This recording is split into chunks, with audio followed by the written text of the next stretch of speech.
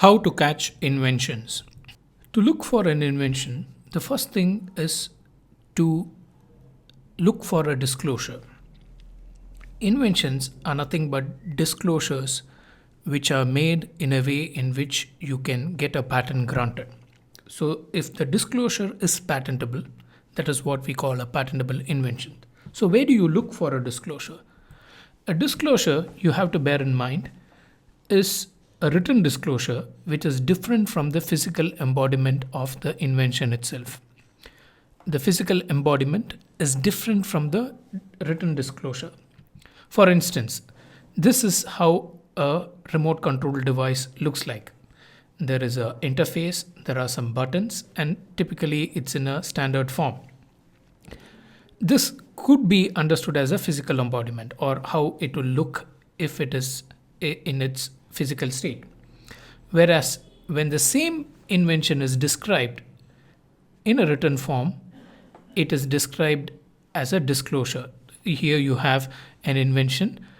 This patent describes an intelligent programmable universal remote control device which can be used by a user to control any device that responds to commands sent via infrared, Bluetooth, or other wireless personal network technology. Now, the description, as you just saw, the written description is much different from the physical embodiment itself. Now, normally you would expect the disclosure to be made in what is called an invention disclosure form, or IDF for short. The invention disclosure form will have various columns which you would ask the inventor to fill.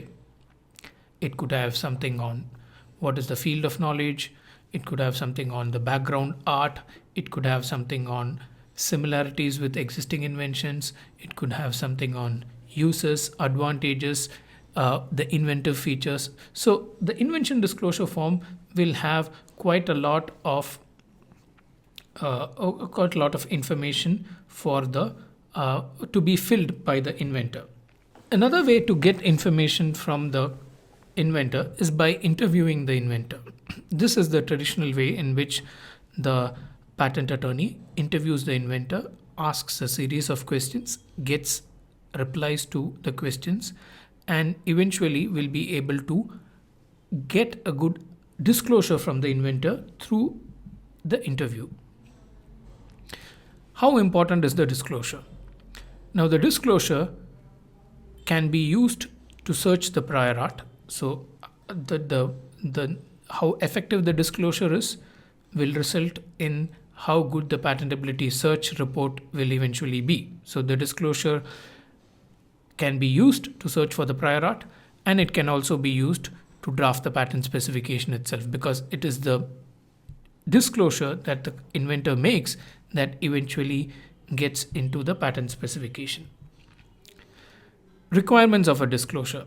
Now, this is the language that is there in the Patents Act. It should fully and particularly describe the invention. Particularly means it should describe it in with the details. It should also describe the operation or use. It should describe the method of performance and also the best method. Now, the best method is something which would be claimed. The best method of performing the invention will be claimed. And the claims by itself should be clear and succinct, and it should be fairly based on what was disclosed. The claim of a patent specification is the concluding part of the patent specification, where a patent, an invention is claimed, and the claim should itself be based on the matter disclosed. So the disclosure is important because the claims are drafted or carved out of the disclosure. We had just mentioned that invention disclosure form is one way in which you can capture a disclosure from an inventor. Now, here in front of you, there is a typical invention disclosure form. You can just have a look at this. Now, this form has to be filled by the inventor. So there is part A, which has the contact information. Name of the inventor, main inventor. If there are multiple inventors, they have to be mentioned. Nationality, because your residence can determine certain rules of filing official designation, contact information, and address.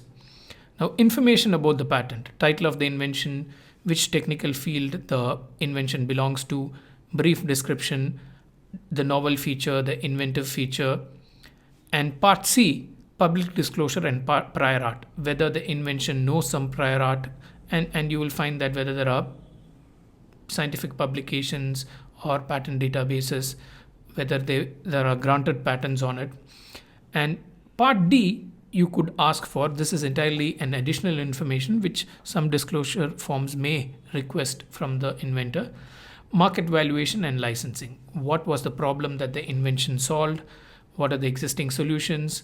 Have the existing solutions been successful?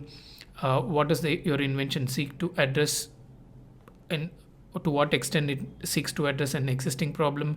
The general features that are common to your invention. Specific features that distinguish your invention. Now, the specific features is where we try to understand the inventive features, the ones that has to be patented, that has to be claimed. So understanding the general features and the specific features will be critical, because based on that you will be using that input in drafting your claim. Working example of the invention. Now, is there a prototype of the invention? If it is not possible, is there a visual representation, say a drawing, and whether the invention has been commercially exploited, and whether it has been exploited abroad, and whether there are any dialogue, or whether the inventor had made any disclosure to prospective buyers and licensees.